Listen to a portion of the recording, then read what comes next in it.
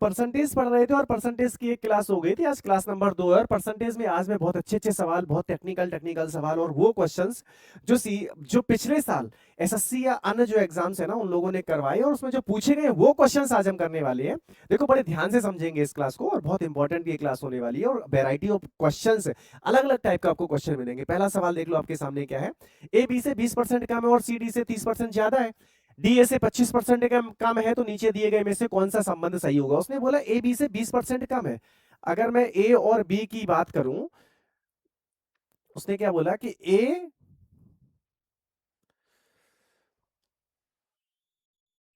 ए और बी की मैं बात करूं, ये ए हो गया और ये बी हो गया। ए बी से 20% कम है, अगर ये 5 होगा तो ये 4 हो जाएगा। फिर उसने बोला कि सी और डी की अगर बात करी जाए तो सी और डी में उसने क्या बोल दिया कि सी डी से 30% ज्यादा है डी से, तो अगर ये 10 होगा तो ये कितना हो जाएगा, 13 हो जाएगा।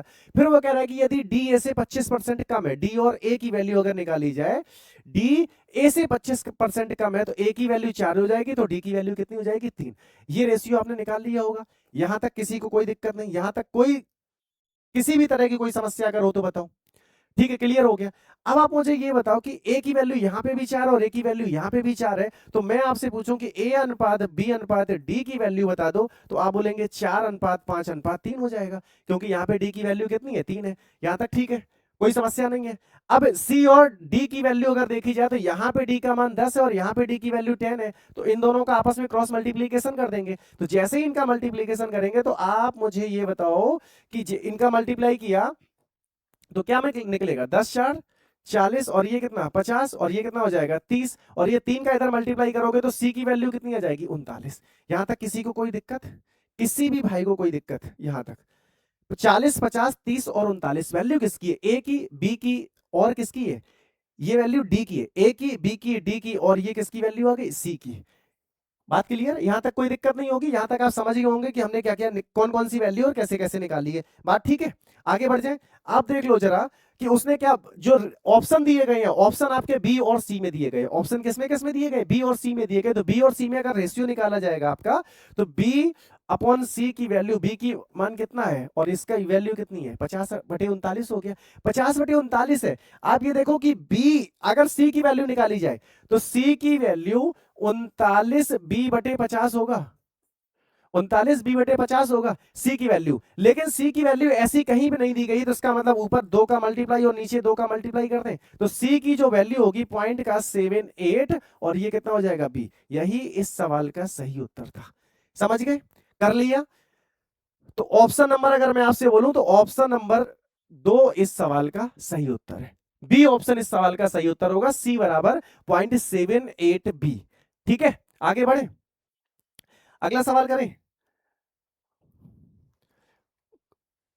ये रहा अगला सवाल आपके स्क्रीन पे। बताओ जरा इस सवाल का उत्तर क्या होगा। उसने क्या बोला कि राजू की कमाई उसके खर्च से 20% ज्यादा है। राजू की कमाई उसके खर्च से 20% ज्यादा है। 20% की वैल्यू मैं फिर से कह रहा हूं कि फ्रैक्शन वैल्यू जो होती है वो क्या होती है, कमाई यहां मैं लिख दे रहा हूं और इधर पे क्या लिख दे रहा हूं, ये हो गई आपकी कमाई और ये हो गई खर्च। तो एक चीज बचेगी, वो क्या है, बचत। कोई डाउट। अब वो कह रहा है कि कमाई खर्च से 20% ज्यादा है। अगर खर्च इसका 5 होगा तो कमाई 6 होगी। अगर खर्च 5 होगा तो कमाई 6 हो जाएगी। यदि उसकी कमाई 60% बढ़ जाती तो बचत कितनी हो जाएगी, बचत 1 हो जाएगी। बचत में कोई समस्या। अब वो कह रहा है कि कमाई 60% बढ़ जाती है, कमाई को हमने 60% से इंक्रीज कर दिया। फिर वो कह रहा है कि उसका खर्च 70% बढ़ जाता है, खर्च को हमने 70% से इंक्रीज कर दिया। फिर वो कह रहा है यदि उसकी बचत में कितने परसेंट की कमी या बढ़त होगी। मैंने आपको ये क्वेश्चन बताया था कि ऐसे सवाल जब भी आपको फंस जाए तो आप किससे करने वाले होते हैं। मैंने इसके लिए आपको एक बेस्ट कॉन्सेप्ट दिया है, वो क्या होता है, वो क्या कॉन्सेप्ट है, एवरेज का। मैंने आपको एक कॉन्सेप्ट दिया है कि एवरेज वाला मेथड ये कहता है कि अगर कमाई उसकी 60% बढ़ी है तो उसकी बचत भी 60% बढ़नी चाहिए। लेकिन हुआ क्या है कि जो खर्च था वो 10%, 60 बढ़ना चाहिए था लेकिन 70 बढ़ गया, 10 ज्यादा बढ़ गया, तो 60 में से 50 चला जाएगा, तो जो उसकी बचत होगी तो 60 और माइनस का 50, तो जो उसकी बचत होगी वो केवल व केवल 10% से बढ़ जाएगा। तो ऑप्शन नंबर मैं अगर आपसे पूछूं कि कौन सा ऑप्शन इसका सही होगा, इंक्रीज वाला ऑप्शन होगा, तो ये जो ऑप्शन नंबर सी, ये इसका सही सवाल, सही आंसर होगा। इट इंक्रीजेस बाई 10%, 10% इसका बढ़ जाएगा। बात क्लियर हो गई, समझ गए इस सवाल को? कोई डाउट, किसी भी तरह की कोई समस्या, कर पा रहे हैं? अगला, ये मैंने आपको एवरेज से करना सिखाया कि एवरेज से कैसे इन सवालों को सॉर्ट करना है। तो एवरेज से जब आप इन सवालों को सॉर्ट करोगे तो आपका आंसर जो है ना बहुत कम समय में आसानी से निकाल पाओगे। क्वेश्चन नंबर 3 आज की क्लास का, बताओ जरा इस सवाल का उत्तर क्या होगा। इस सवाल का उत्तर मैं अगर आपसे पूछूं तो क्या होगा, जल्दी से बता दो, इस सवाल का आंसर क्या होगा।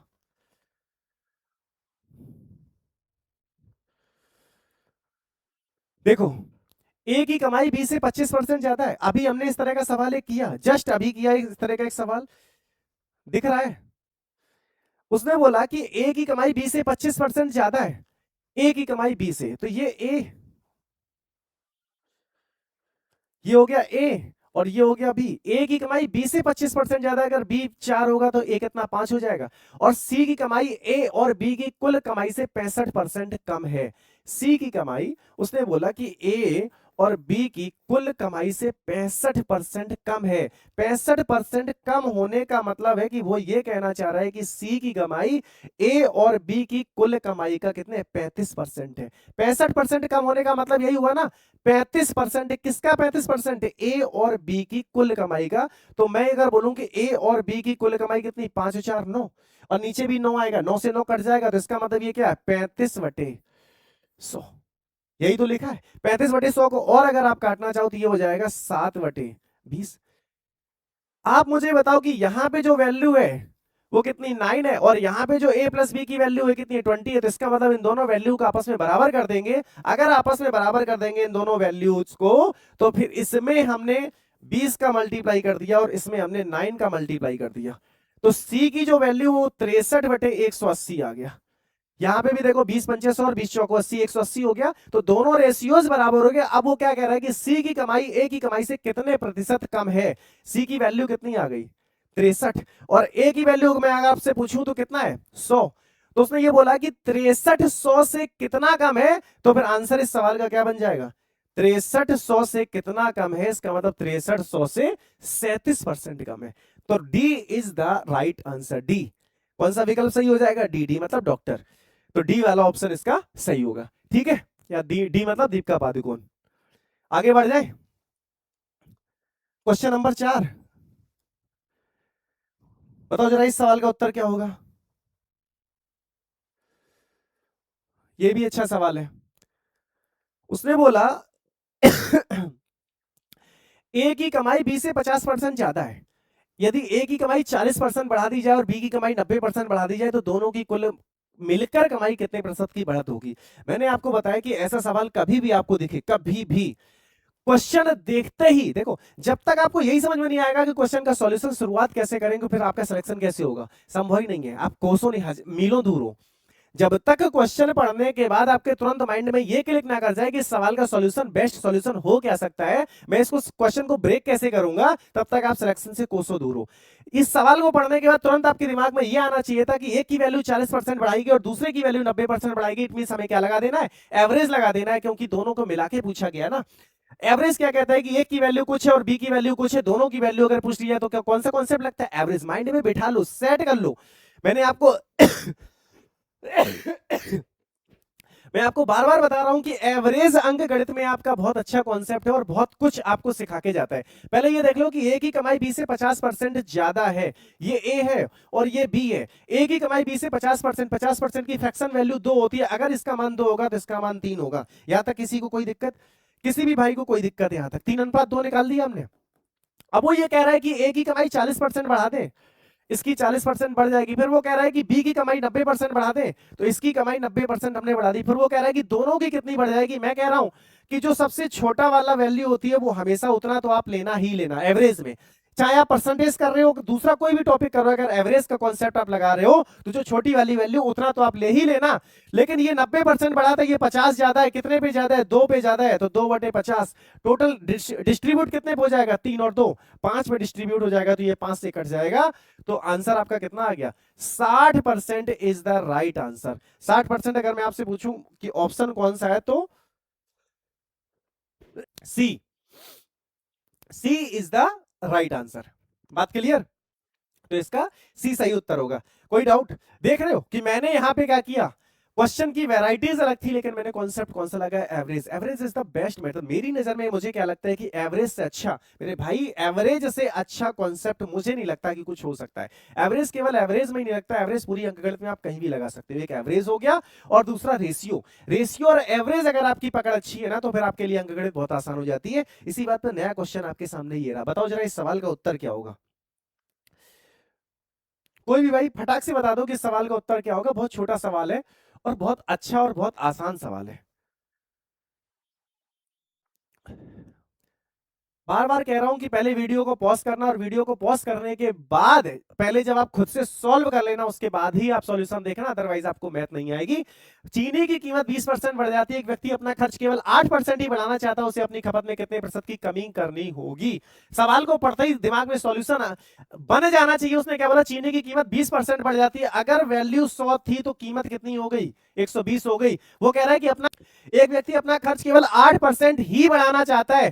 पहले अगर वो 100 रुपए खर्च कर रहा होगा, तब वो केवल 108 रुपए खर्च करेगा। अब वो ये कह रहा है कि खपत में, तो इसका मतलब उस व्यक्ति को अपनी जो कंज्यूमशन है उसमें कमी करनी पड़ेगी। कितनी कमी करनी पड़ेगी, 12 की। और किससे कमी करनी पड़ेगी, 120 से। मल्टीप्लाई किसका हो जाएगा, 100, 20 पंचे 100 और 20 6 120। 6 से जब इसको काट देंगे 2, तो आंसर कितना आ जाएगा, 10% is the right answer. Option दिया है,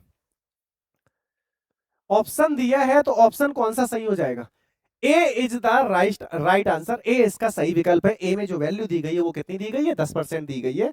तो 10% अगर दी गई है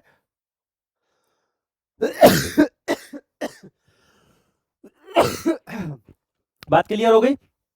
कोई डाउट? समझ में आ गया इस सवाल को कैसे ब्रेक करना है, ऐसा क्वेश्चन फंस जाए तो कैसे ब्रेक करना है। बात क्लियर है? कोई दिक्कत नहीं है, आगे बढ़ जाए। अगला सवाल आज की क्लास का ये रहा आपके सामने, और बहुत ही प्यारा सा सवाल है, खूबसूरत सा सवाल मैंने आपको दिया। वो जल्दी से बताओ इस सवाल का उत्तर क्या होगा। कोई भी भाई, किसी का भी आ चुका हो तो बता दे जरा इस सवाल का उत्तर क्या होगा। देखो, उसने बोला यदि किसी संख्या के 85% में 75 जोड़ दिया जाए तो वही संख्या दोबारा मिल जाती है। कोई भी वैल्यू अपने आप में 100% कंप्लीट होती है, नहीं होती है? अगर 85% में कितना जोड़ दे 85% में कितना जोड़ दें कि 100% बन जाएगा, तो आप बोलोगे सर 15% जोड़ दो। लेकिन यहाँ पे जोड़ा कितना गया है, 75। तो इसका मतलब कि 75% की जो वैल्यू वो कितनी दी गई है, सॉरी 15% की जो वैल्यू वो कितनी दी गई है, 75 दी गई है। अगर 15% की वैल्यू, तो 1% की वैल्यू मैं आपसे पूछूं तो कितना हो जाएगी, 5 हो जाएगी। तो उसने पूछा कि वह संख्या कौन सी है। 2 जीरो मैंने इधर बढ़ा दी, 2 जीरो मैंने इधर बढ़ा दी, 2 जीरो मैंने दोनों साइड बढ़ा दी। तो 500 इस सवाल का सही उत्तर है। 500 ऑप्शन नंबर ए आपको दिया गया, तो ए इसका सही आंसर हो जाए। बात क्लियर है? छोटे छोटे सवाल हैं, आसान आसान सवाल है, लेकिन ये सारे के सारे क्वेश्चन आपके रेलवे, सीएचएसएल या फिर आपका सीजीएल, कहीं ना कहीं ये सारे क्वेश्चन आपके पूछे गए हैं। ठीक है, आगे बढ़ जाए। आज की क्लास का अगला सवाल आपके सामने ये रहा। बताओ जरा इस सवाल का उत्तर क्या होगा। जितनी देर में मैं सवाल को सेट करता हूं ना, उतनी देर में आपका आंसर आ जाना चाहिए। और उतनी देर में अगर आपका आंसर आ रहा है तब तो ठीक है, तैयारी आपकी सही चल रही है। अदरवाइज फिर आपकी तैयारी है ना काम की है नहीं, और इतनी इस तैयारी से फिर आपका सिलेक्शन होना देना है नहीं, है ना? तो अपने आप को धोखा मत दो, तैयारी ठीक से करो, पढ़ाई ठीक से करो, तभी कुछ बात बनेगी। तो जो आपकी उम्मीदें है ना, और आपके साथ साथ किसी और ने जो उम्मीदें देख रखी हैं कि भाई अब सिलेक्शन हो जाए आपका, फिर अपन क्या दोनों साथ में रहेंगे, है ना, वो वाली बात है ना। तो उसको दिमाग में बैठा के थोड़ा तैयारी ठीक से कर लो। एक वस्तु की कीमत हर साल 20% बढ़ जाती है। मुझे लग रहा है खांसी बहुत तेज हो रही है, तो आज की क्लास में ब्रेक कर रहा हूँ यहीं पे, क्योंकि अभी बहुत ज्यादा पढ़ाऊंगा तो और खांसी तेज होने लग जाएगी। ये क्वेश्चन मैं आपको होमवर्क, हालांकि मैं 50 क्वेश्चन लेके आया था, लेकिन अभी तक मैं 7वें क्वेश्चन पे पहुंच पाया। लेकिन इतने दिनों से क्लास भी मैं इसीलिए नहीं ले पा रहा था क्योंकि खांसी बहुत तेज चल रही थी। अभी भी फिर वही समस्या है, तो मैं अभी क्लास ब्रेक कर रहा हूँ।